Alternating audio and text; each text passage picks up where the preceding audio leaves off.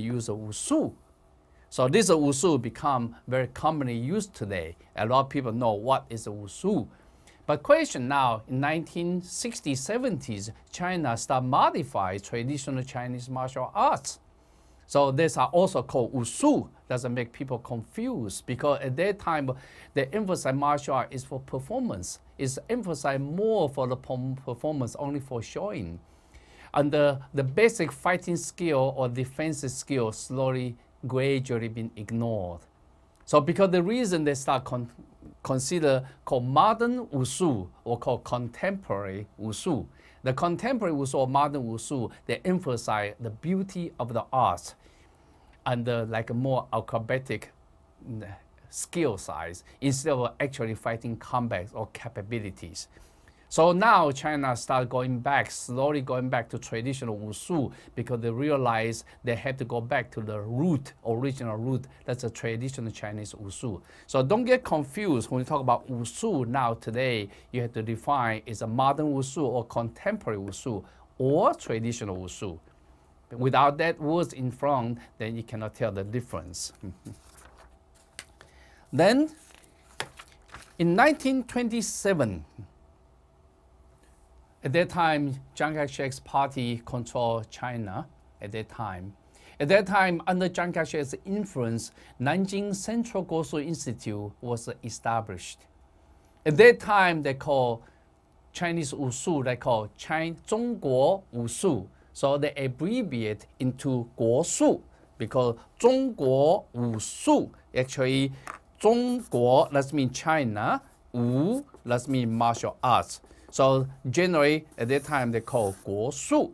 So now a lot of people get confused today. They say, okay, the Guoshu and the Wushu is different. No, it's the same thing. It's only Guoshu was called by different political party at that time in 1927.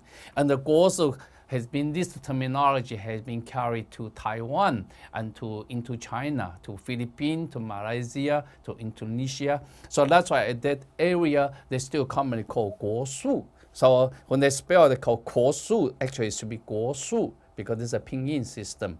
So eventually that means Chinese martial art, Chinese Wushu, Zhongguo Wushu, but abbreviate Guoshu. So you should understand this terminology. Okay. Other than this, then the next one you try to understand. Today, people commonly call Kung Fu.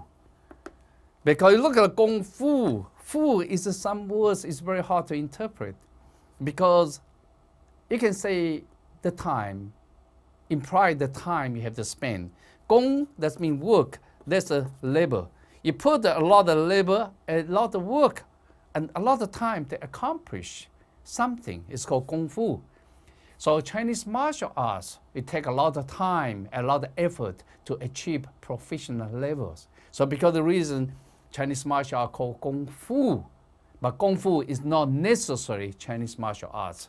For example, you can learn painting, you can learn play piano, you can even get your PhD, but take a lot of effort, a lot of time to achieve this goal. It's all called Kung Fu. So you go to China, you say, oh, what kind of Kung Fu you learn? People say, oh, I learned how to fix the car. It took me so many years. Oh, it took me a lot of time to do something. It took me a lot of Kung Fu to accomplish something. So Kung Fu, it doesn't mean martial arts only. That's the Western society have to recognize this fact. Okay. Another terminology is commonly used in China is called Quan Shu. Quan, that means feast. Shu is means skill or technique. So Quan Shu is commonly used since ancient time because it doesn't matter what. In the Chinese, in the bare-hand combat, the fist fighting is a major one because you use a fist to punching people. So Quan Shu, now the Quan Shu is now today, it implies it's not only bare hands. Quan Shu that includes all kinds of weapons as well, have been accepted as a concept for through Chinese history. But really, from the Chinese history, many other names was called. For example, they call Xiangbo. Xiangbo called mutually tangling. And the Shoubo is mean hands tangling. That's because these two imply what? Imply Chinese wrestling.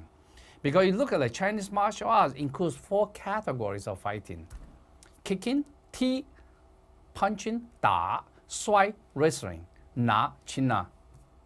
So inside wrestling is a major part of it. So because the reason a lot of time they, especially on the northern part, near Mongolia's area, they always call 相搏, because mutual tangle against each other because of wrestling, or 手搏. 变, these 2 words is a weapon. So also sometimes they call it's a weapon. Sometimes they call 手臂, they talk about arms because they use arms to combat. 拳艺, that means fist arts. So this one, remember, earlier we talked about 武艺 is martial art. 拳艺, that's mean more implied for the bare hand instead of weapons. Sometimes they call 白打. 白打, this one implied is a bare hand. 白, that means no weapons in the hands. 拳法 is a fist skill, fist technique. All this, or next one called 拳技.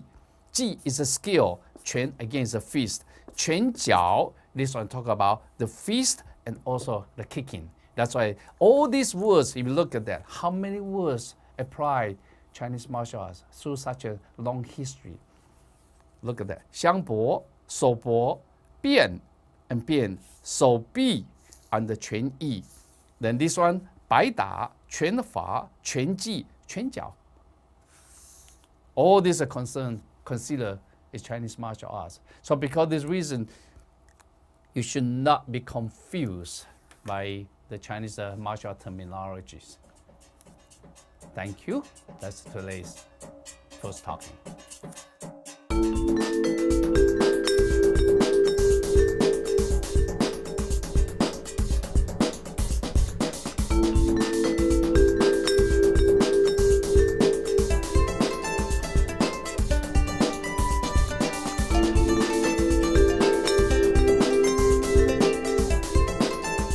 Thank you for joining us in this episode of YMAA's Netcast.